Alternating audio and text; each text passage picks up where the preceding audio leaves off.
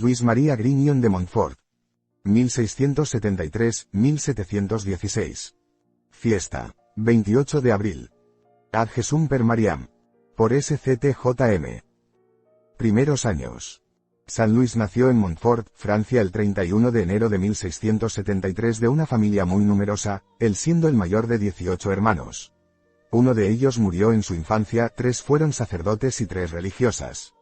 San Luis sobresalía entre sus amigos por su habilidad y su extraordinaria fortaleza física. De carácter era más bien tímido y prefería la soledad. Desde joven, San Luis tenía una gran devoción a la Eucaristía y a la Virgen María. Frecuentemente lo encontraban rezando por largo rato frente a una imagen de la Virgen. Cuando tenía suficiente edad, pidió permiso para asistir en la misa de la parroquia en las mañanas. Como la iglesia le quedaba a 2 millas de su casa, tenía que levantarse muy temprano para llegar a tiempo. Mientras estudiaba con los jesuitas en Rennes siempre visitaba la iglesia antes y después de las clases. Participó en una sociedad de jóvenes que durante las vacaciones servían a los pobres y los enfermos incurables. Les leían libros inspirados durante las comidas. Pero no todo en su juventud era de color de rosas. Su padre, Jean Grignion, tenía la fama de ser uno de los hombres más coléricos en toda la región de Rennes. Y como Luis era el hijo mayor, era quien sentía más el peso de la furia.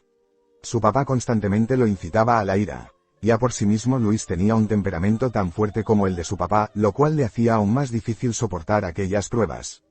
Para evitar un enfrentamiento con su papá, y el mal que su ira podría traer, Luis salía corriendo.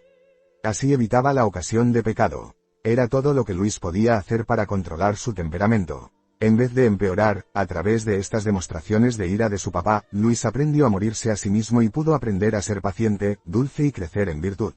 Su papá, sin quererlo, le proporcionó un medio para entrar en la lucha por la santidad a una temprana edad. Un toque de gracia lo lleva al sacerdocio. Entre los 16 y 18 años, San Luis tuvo una experiencia de Dios que marcó su vida para siempre. Ante este encuentro personal e íntimo con Dios, la vida de Luis cambió radicalmente. Se entregaba totalmente a la oración y a la penitencia, encontrando su delicia tan solo en Dios. San Luis aprendió rápidamente que lo que verdaderamente valía no eran los grandes acontecimientos en este mundo, el dinero, la fama, etc., sino que el verdadero valor ante Dios estaba en la transformación interior. Escribe San Luis, esta es la forma en que actúan las almas predilectas.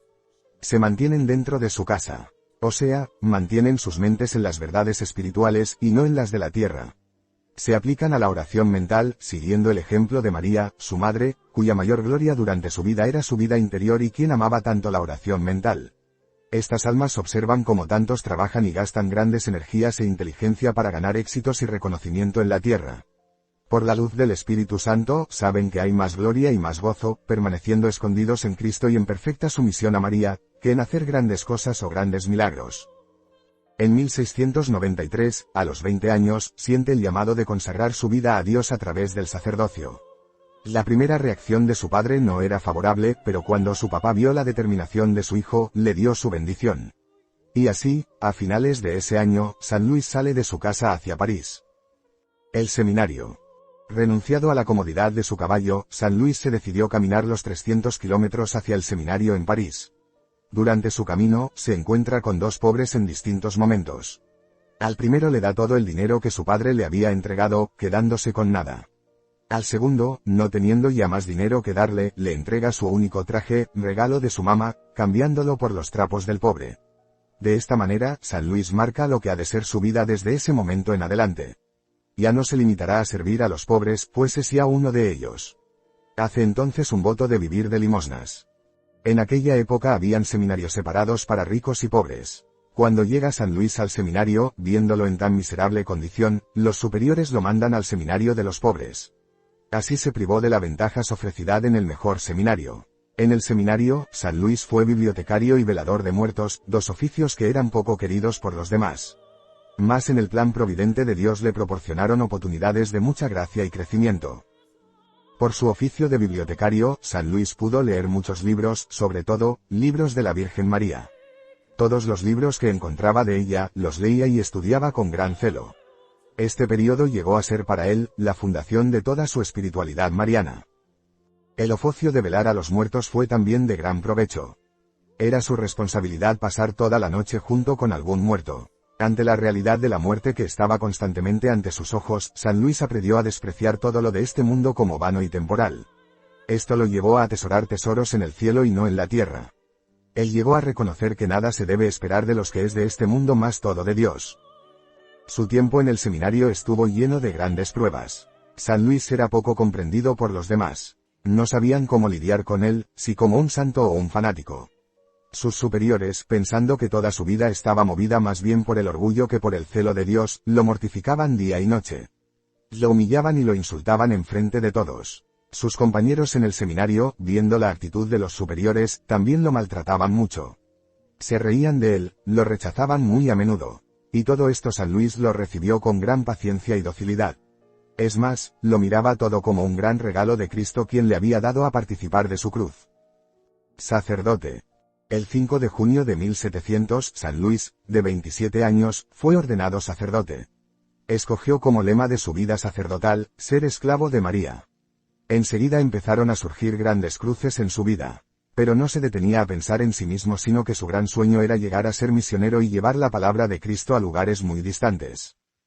Después de su ordenación, sus superiores no sabían aún cómo tratar con él. San Luis estaba ansioso de poder empezar sus obras apostólicas. Sin embargo, sus superiores le negaron sus facultades de ejercer como sacerdote, no podía confesar ni predicar. Y lo mantuvieron un largo rato en el seminario haciendo varios oficios menores. Esto fue un gran dolor para San Luis, no por los trabajos humildes sino por no poder ejercer su sacerdocio.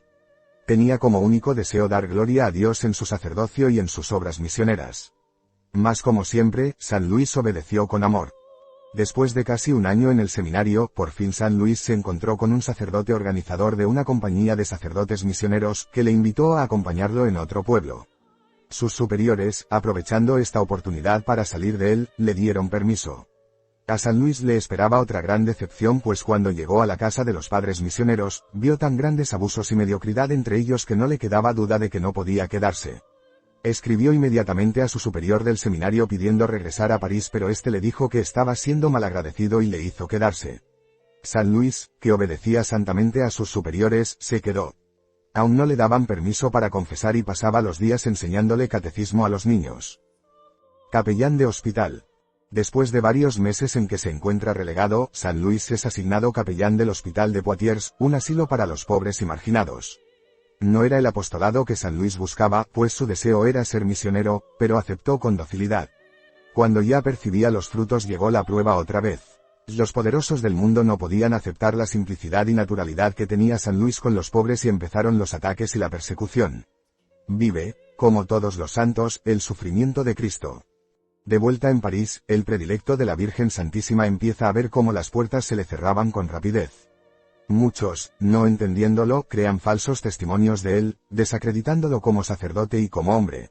Es rechazado hasta por sus amigos más íntimos. Fue tanto el rechazo contra él que en uno de los hospitales en que servía, su superior le puso una nota bajo su plato a la hora de la cena informándole que ya no necesitaba de su ministerio.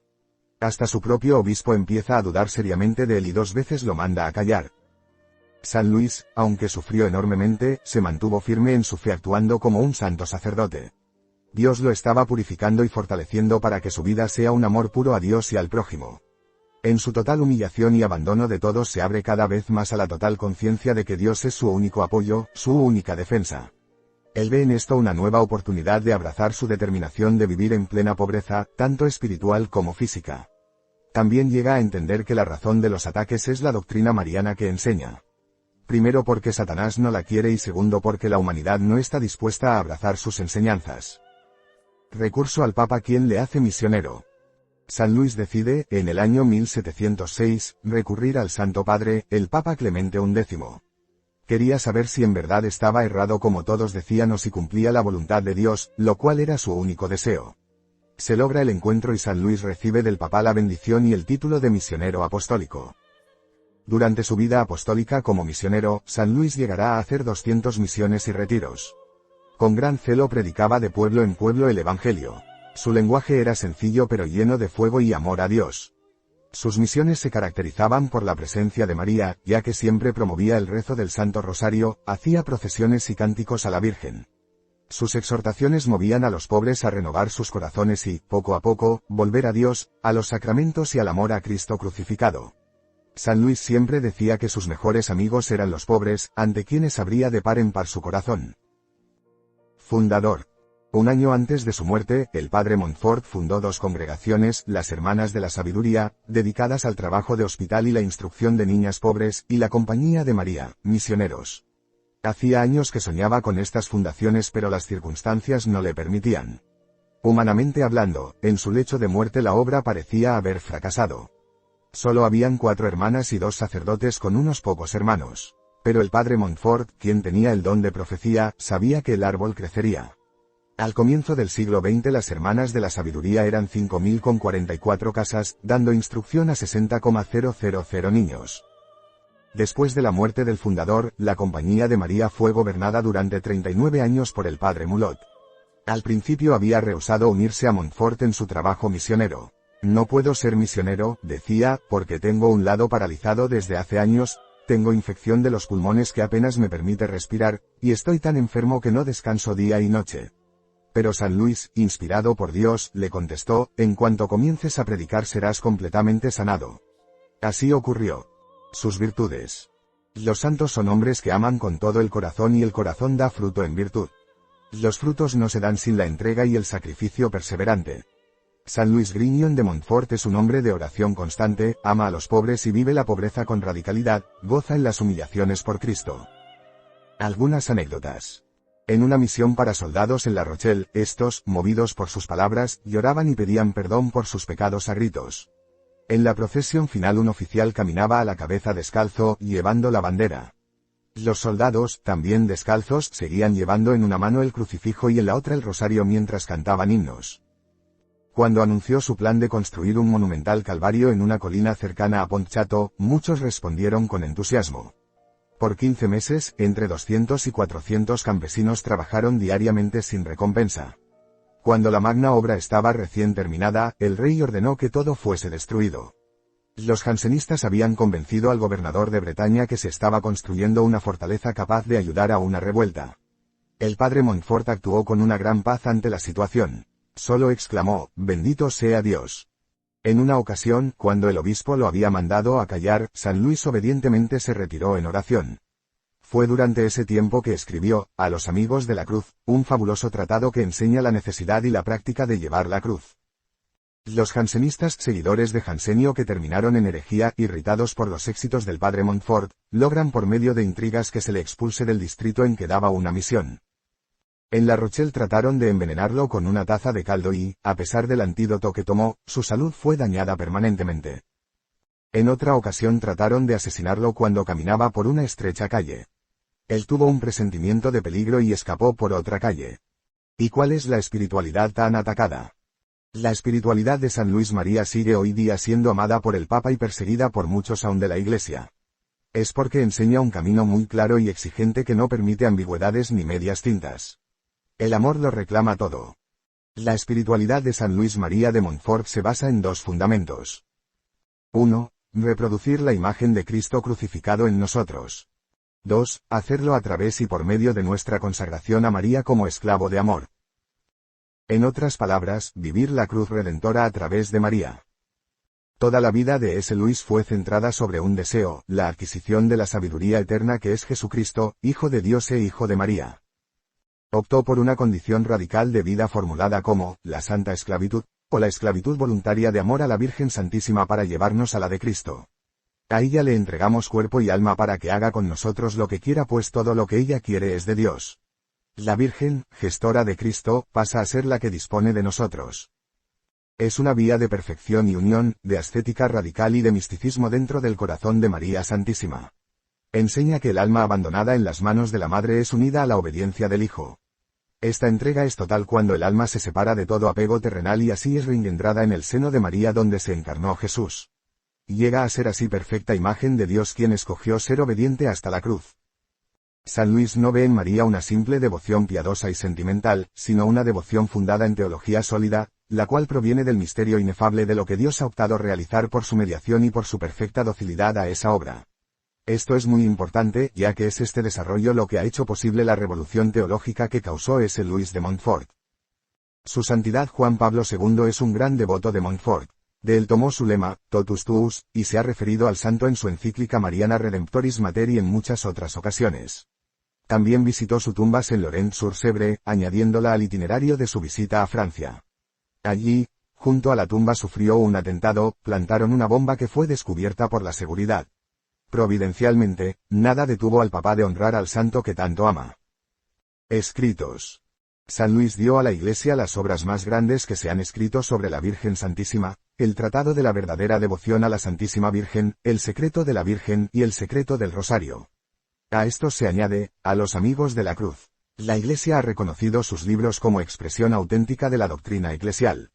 El Papa Pío XII, quien canonizó a San Luis, dijo, son libros de enseñanza ardiente, sólida y auténtica.